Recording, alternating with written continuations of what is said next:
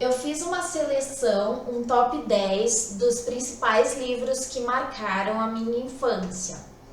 Foi uma seleção bastante difícil, mas eu tentei abranger um pouquinho de cada idade que eu passei lendo.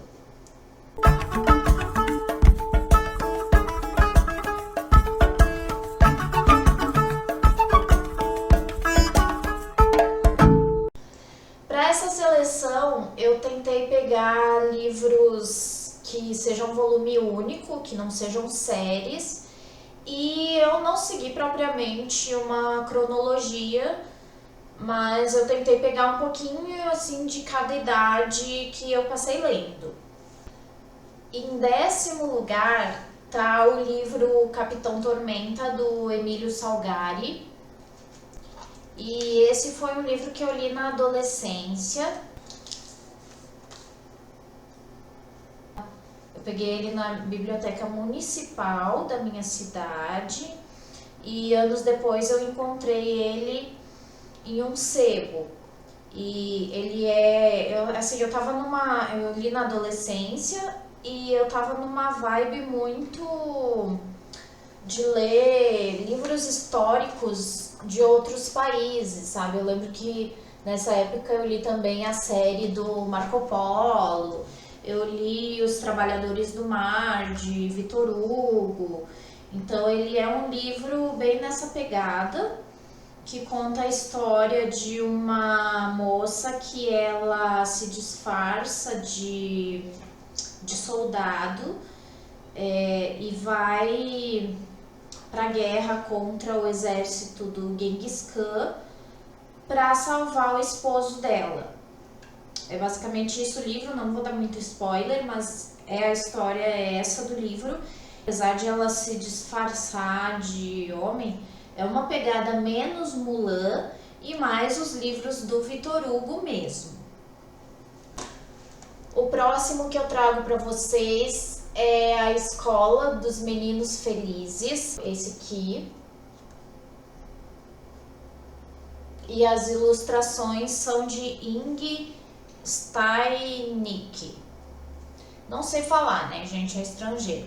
Mas é um livro que ele tem poucas palavras, bastante ilustrações, assim, bem bonitas as ilustrações, ó.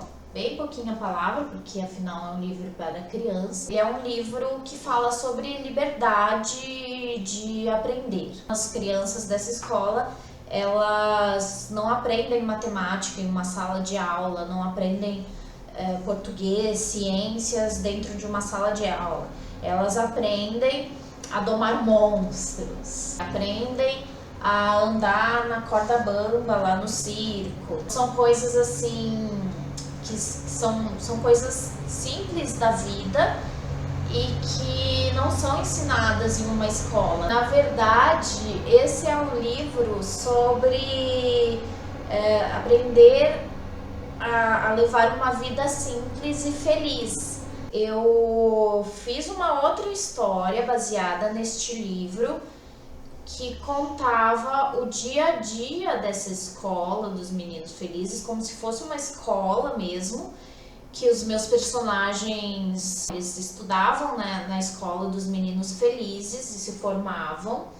E aí eu descrevo o dia a dia dessa escola, né? Como domar monstros, como aprender a cavalgar cervos, como navegar sobre as nuvens. Então eu explico tudo com regras e como que é o dia a dia dessa escola. Então foi bastante marcante e foi uma inspiração para, quem sabe um dia, um dos meus livros que estão aí suspensos para eu escrever. Em 8º lugar, a gente tem A Ladeira da Saudade, do Ganimedes José.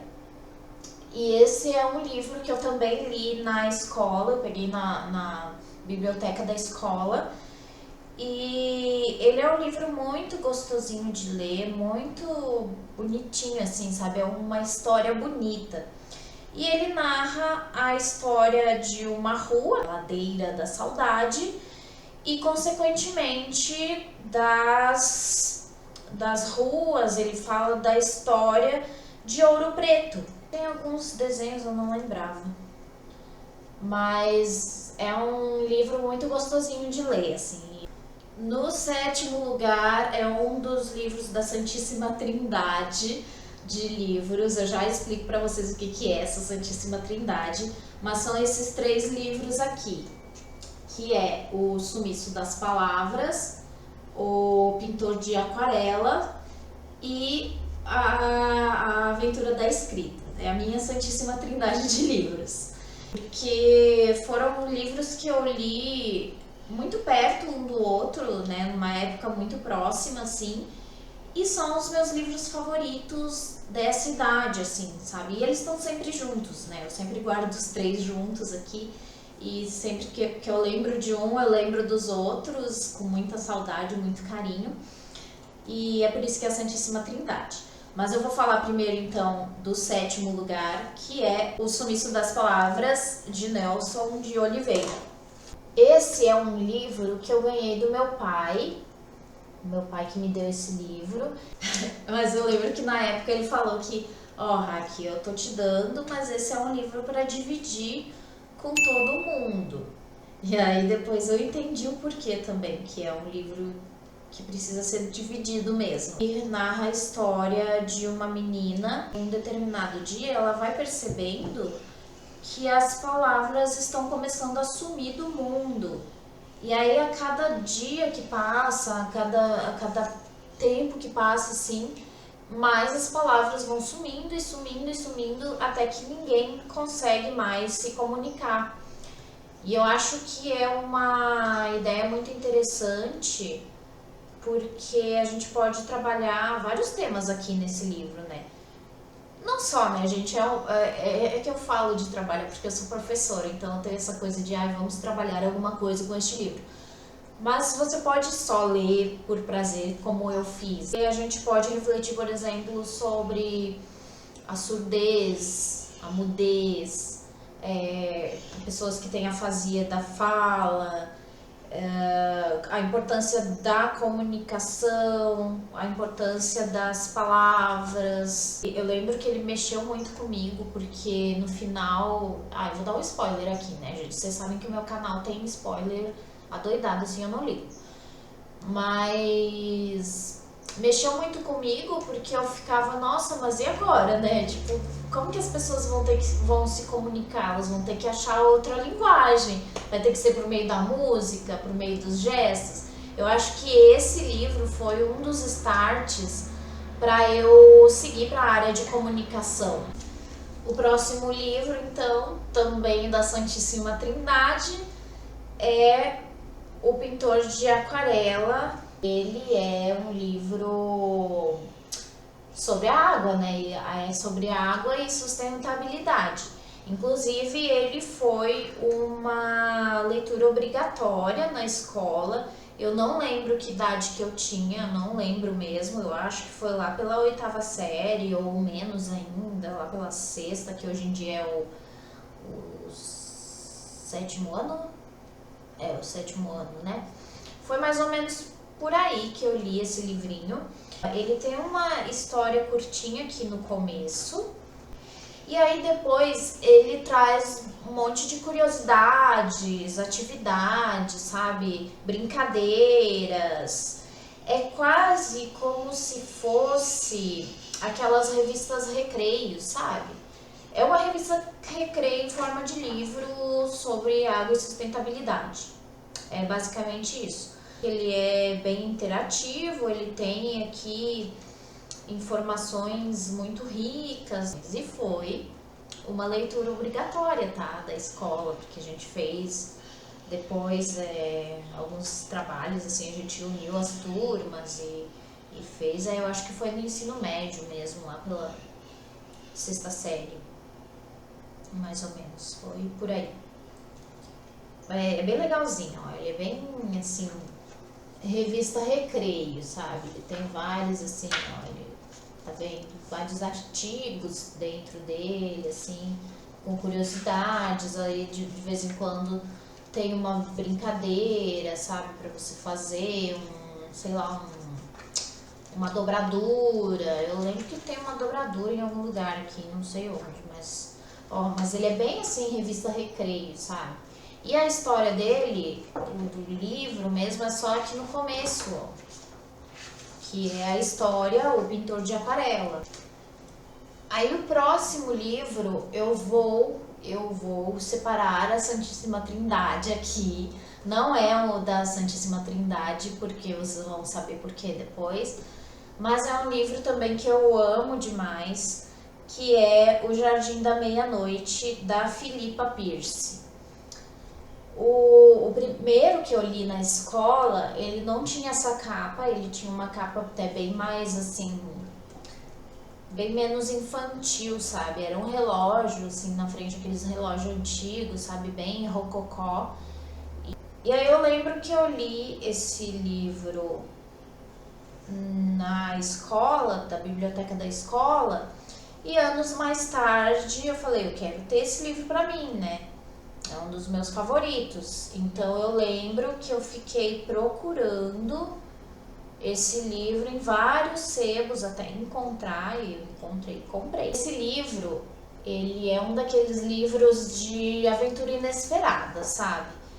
Que o menininho, o Tom, ele tem que... Eu não vou contar muita coisa, não vou dar muito spoiler, tá? Mas ele tem que passar as férias com os parentes dele lá, na casa de uns parentes. E aí ele tá meio entediado, né? E aí ele acaba descobrindo que à meia-noite, na porta do que dá pro quintal, onde eles colocavam o lixo, sabe? Que a gente põe as lixeiras assim pra fora da casa, vai enchendo a lixeira pra quando passar o caminhão ele buscar, é isso. Essa porta onde eles colocavam o lixo, à meia-noite tinha um relógio de pêndulo, que o relógio batia meia-noite, e aí nessa porta se abria um portal para um jardim muito grande, muito bonito, muito gostoso. E aí o Tom, ele passava para esse jardim e ele viveu várias aventuras nesse jardim. Então é isso que eu vou falar desse livro só, tá? O próximo livro, ele se chama Um Tesouro de Contos de Fada, e não vai ter o nome do autor, porque são vários autores. Eu só tô vendo aqui se tem quem que foi que organizou. Deixa eu ver aqui. Não tem quem que foi que organizou. Mas esse foi um livro, tá até meio arriscado. Já vou mostrar ele pra vocês, tá? Esse foi um livro que eu ganhei do meu tio Tonho quando eu era bem criancinha, não sei nem que idade que eu tinha. Ó, ele é bem grossão, bem pesadão, grandão, assim, tá com a capa remendada, tá todo rabiscado. Tem um adesivo aqui, ó, um adesivo de sapinho. Ele é um livro que eu ganhei do meu tio quando eu era bem criancinha. Eu não sei quantos anos eu tinha, mas eu era bem pequenininha mesmo, tipo de 5 a 8 anos, vamos colocar. E eu sempre considerei ele um tesouro. Assim, gente, ele não tem nada demais. Ele é um livro com os principais contos de fadas do Hans Christian Andersen, dos irmãos Grimm, os contos de fada mais clássicos, tipo A Bela e a Fera, essas coisas assim. Nada demais. Porém, ele tem imagens muito bonitas, as ilustrações são muito bonitas, olha que coisa mais linda. Esse daqui é o da menina dos fósforos. É muito bonito. Ó, tem chapéuzinho vermelho.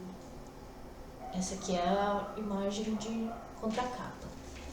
Eu não li esse livro inteiro quando eu era criança. Eu fui ler ele inteiro depois de mais velha já, porque eu ia lendo assim, né? Igual criança lê. Uma historinha por noite, uma historinha por dia. Ó, é muito bonita essa imagem, muito bonitas. E continua sendo um tesouro pra mim, esse livro. Sempre será um tesouro. Olha a fera. É muito bonito esse livro, é muito bonito. É o meu xodózinho, eu amo esse livro. E é bom que ele tem um tamanho bom de abraçar, né? Chegamos ao top 3 e em terceiro lugar nós temos um dos livros da Santíssima Trindade, que é A Aventura da Escrita, de Lia Zatz, que é esse daqui. E como vocês sabem, sou formada em letras e jornalismo, e esse livro aqui, apesar de ser para criança, eu já usei ele muito na faculdade, já usei em aulas, quando eu dava aula de língua portuguesa. Sempre vou falar dele aqui no canal, sempre vou mencionar, afinal, ele é um dos livros da Santíssima Trindade e é o meu terceiro livro favorito de todos que eu já li na minha vida inteira. Então, nada mais justo do que vocês me ouvirem falar muito dele. E o que que é? Como o próprio nome diz, né, a aventura da escrita, ele é uma história muito simplificada, muito lúdica, muito interativa da história da escrita. A história do desenho que virou letra. Aquela história toda da escrita que a gente já conhece, que eu já contei pra vocês aqui no canal. Desde os símbolos, aí fala um pouquinho da pedra de Roseta, enfim. É um livro da história da escrita para crianças. E é um dos meus favoritos da vida inteira, de todos os livros que eu já li na vida. Esse daqui é um dos meus favoritos. Em segundo lugar, vocês já ouviram falar desse livro aqui no canal também. Esse foi um livro que eu não ganhei ele na infância, eu não li ele na infância. Foi a minha irmã Freda que me deu. Eu já era adulta, eu devia ter uns 28 anos, mais ou menos. E aí ela me deu esse livro, mas é um livro para criança, infanto-juvenil. Só que ele é uma experiência sensorial. E por aí vocês já vão saber qual livro que eu tô falando. A Grande Viagem da Senhorita Prudência, de Charlotte deve ser Gaston, né? Gastalt. Que é esse daqui, ó. Eu já mostrei ele pra vocês aqui no canal. Já mostrei. Além da leitura, ele tem outros sentidos aqui, ó, por exemplo. Ele tem o passarinho, que a gente tem, então, ó, o passarinho fazendo piu, piu, piu, piu, piu, piu, piu, piu, piu, piu. Que aí a gente tem o sentido da audição, a gente tem o tato, a visão, a gente tem todos os sentidos aqui nesse livro. E por isso que eu falo que esse é um livro que tanto crianças quanto adultos devem ler. É a história de uma menininha, a Prudência, que ela tem que se aprontar para sair. Só que em vez de se aprontar, ela senta na almofada e começa a devanear. E começa a imaginar um monte de coisas, sabe? Um monte de aventura e tal. E aí esse livro nos leva pela aventura da imaginação de uma criança, como se a criança estivesse brincando e devaneando, e enrolando e não indo se aprontar. E essa experiência é incrível, gente, é uma experiência incrível. Visualmente ele é bonito, afinal a gente tem que estimular a visão. Em primeiríssimo lugar está A Bolsa Amarela, de Lígia Bojunga Nunes. E eu ia mostrar a capa dele pra vocês, mas eu não achei ele aqui. Achei até estranho, vou ter que procurar direitinho onde que foi esse livro. Mas, enfim, esse livro,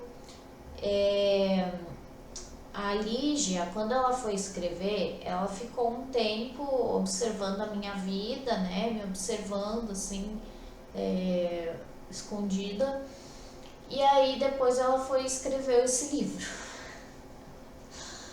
Mas brincadeiras à parte, A Bolsa Amarela é um livro bem famoso, ele já foi usado nas escolas, inclusive, e para trabalhar diversos temas.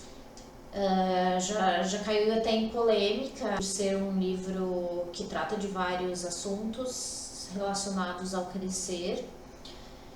E ele se transformou em teatro. Eu lembro que eu conheci essa história porque a gente foi num festival de bonecos de Canela e eles estavam fazendo o teatro da Bolsa Amarela.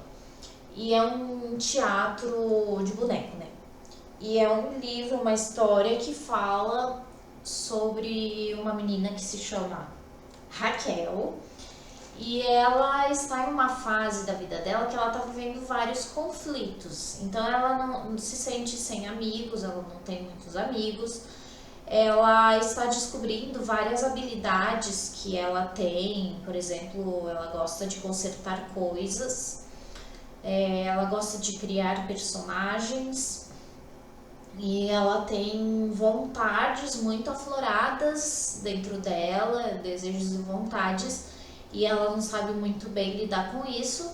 Então ela fala que ela guarda tudo dentro dessa bolsa velha que ela ganhou, essa bolsa amarela. E aí ela carrega tudo isso, todas essas inconstâncias dela, todas essas dúvidas, essas vontades, esses sonhos, ela carrega junto com ela e junto com as criações que ela faz ao redor disso, né?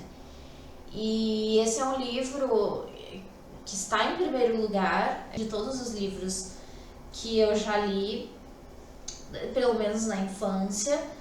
Não é o meu favorito hoje em dia, claro, mas é um dos meus favoritos da infância porque eu sempre me identifiquei muito com esse livro. Não só, né, por ela se chamar Raquel, mas porque, por exemplo, ela tinha uma lista de nomes de homens e nomes de homens que ela dizia que ela queria ser um homem, e se ela fosse um homem ela tinha que escolher um nome. Então ela levava com ela essa lista de nomes. E eu, quando eu era mais nova, eu colecionava nomes também. E não é por causa desse livro, porque antes mesmo de eu conhecer esse livro, de eu ter lido, eu já tinha essa coleção de nomes. E só que eu tinha de homens e de mulheres. E eram nomes, só valia nome que eu realmente sei que não foi ninguém que inventou. E eram todos os nomes, desde Ana, que é um nome mais simples, até, sei lá, Lequecilda. Então eu tinha essa lista de nomes. Aí a Raquel, ela, na personagem do livro, ela dizia que não tinha muitos amigos, então ela tinha um amigo imaginário, que era o André, só que ela brigava muito com esse André, ela não gostava assim muito dele porque... não que não gostava, mas eles brigavam muito porque ele era monossílabo. Era muito curto e grosso. Esses são só alguns dos livros que mais me marcaram. Eu trouxe mais livros que marcaram a minha infância, apesar do Senhorita Prudência não ter lido na infância, mas ele é um livro para crianças, então por isso que eu trouxe ele aqui. Mas tem muitos outros que eu não trouxe, tem as séries, A Sétima Torre, tem o livro da Laura Ingalls Wilder, tem muitos outros, só que não cabe tudo num vídeo. Mas se vocês quiserem saber mais sobre esses livros que eu falei aqui, leiam eles, ou então deixem suas dúvidas aqui nos comentários. Aproveitem para me dizer quais foram os livros que marcaram a sua infância e a sua vida. Deixa nos comentários aqui embaixo e eu vejo vocês no próximo vídeo. Tchau!